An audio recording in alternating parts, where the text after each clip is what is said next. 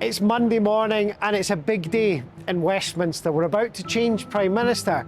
Sir Keir Starmer's leaving and Andy Burnham's taking over. And we're going to take you behind the scenes.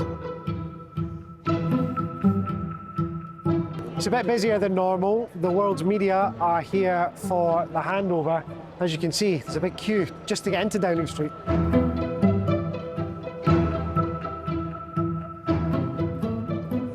We are up the end of Downing Street. This is where all the BBC radio points are. If you look down this way, you can see broadcasters from around the world.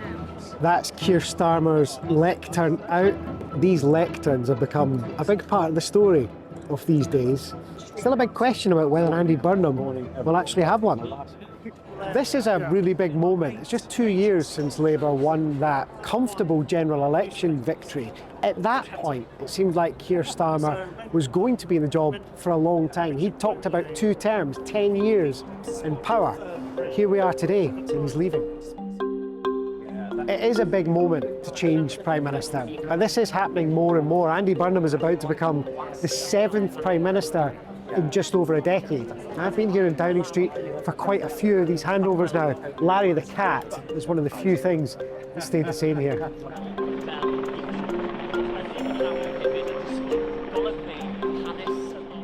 When Keir Starmer became Prime Minister, lots of his supporters were here waving flags on Downing Street, and a lot of them are here again today to wave them off. Here are some more of Keir Starmer's supporters coming out of 11 Downing Street, including some of his political staff. One of the brutal things about days like this is they will lose their jobs when Keir Starmer stands down as Prime Minister. They'll go back into number 11 after his speech, but then they'll have to leave through the back door so the new team can come in for Andy Burnham. There were some questions raised when Keir Starmer announced his resignation that the Chancellor didn't bother to come down from number 11 to watch. She is here today.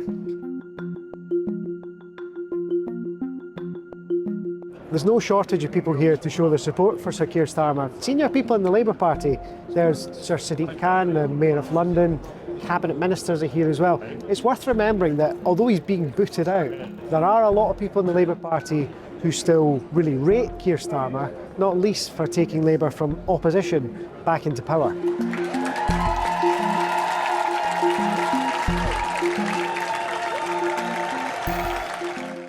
I'm about to visit His Majesty the King to offer my resignation. So, as I now pass the baton to Andy Burnahm, I wish him every success. He has my full support, and I go proud of everything that we have achieved. Thank you very much. Well, there we go. That's the end of the Keir Starmer era. In that speech, he tried to set out a legacy, to say, here's all the things that I think I've achieved in power. It was striking. He also said, I'm leaving with a smile. He wants to put a positive gloss on this and say, look, I get it. It's time to move on. Remember, though, it's just a few weeks ago that he really wanted to stay here. He's been forced from office by his party. But he's now off to Buckingham Palace to see the King and formally resign. Keir Starmer, as you see the car there, in this convoy, the police fore and aft, now making his way into the area just in front of the palace. And we have now the official picture of Keir Starmer tendering his resignation. So it's just coming up for midday. We've just seen the pictures from Buckingham Palace of Keir Starmer meeting the King. Here in Downing Street, everybody's waiting for the new guy. Some of the staff in there will be moving out their things, going out the back door to let the new staff in. There are hundreds of people here today. This isn't normally here. They built this just for the changeover of Prime Ministers. And some good news. There's a toilet if you've got a special pass.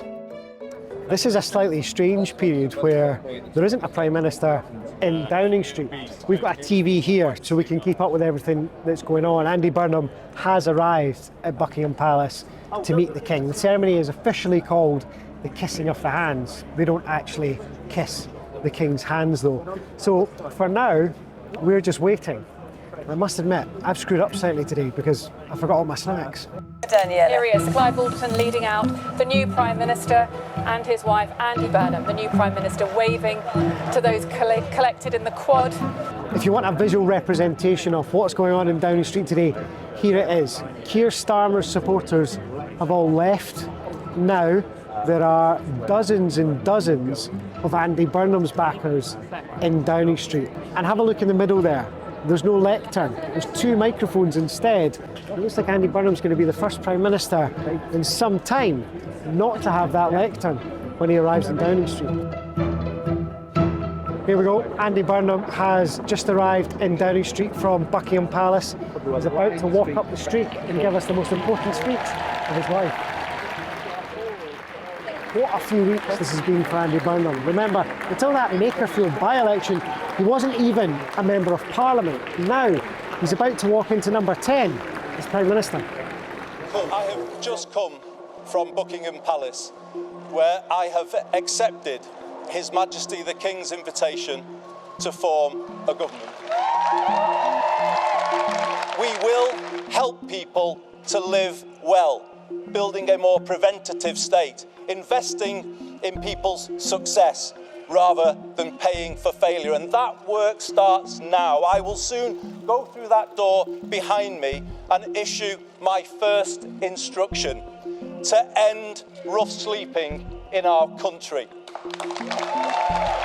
Let's build a new national sense of unity, of common purpose and positivity. Let us make this the moment when Britain starts to believe again, the moment we bring back hope. Thank you very much, everybody.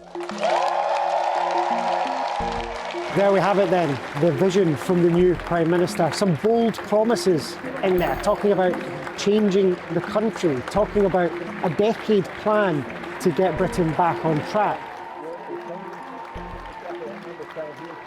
You can tell that Andy Burnham wants to be seen as a different sort of Prime Minister.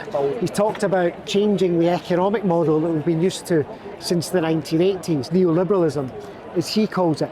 He spoke there without any notes. I've not seen that in Downing Street over the last few years. He's also talked about not always wearing a shirt and tie.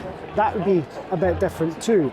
And that sort of thing matters because Andy Burnham wants to try and appeal to normal people and say, I'm a bit like you. While we wait for the cabinet, I've just heard that Andy Burnham has made his first phone call to a foreign leader.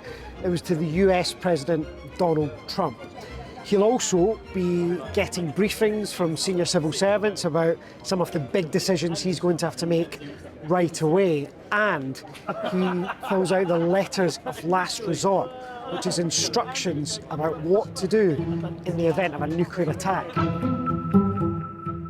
Ministers don't come here to Downing Street to be sacked, but there are big changes happening. The first one's in there, number 11 Downing Street. The Chancellor, Rachel Reeves, is out of government. So is the Deputy Prime Minister, David Lammy, and others. The Business Secretary, Peter Kyle, and the Housing Secretary, Steve Reid.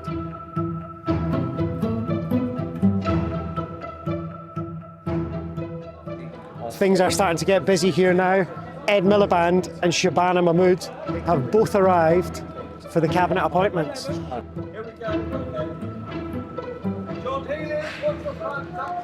Well, this one was a bit of a surprise. John Healey is the new Chancellor. He was not one of the favourites for that job. You might remember he quit as Defence Secretary because the last Chancellor wouldn't give him enough money.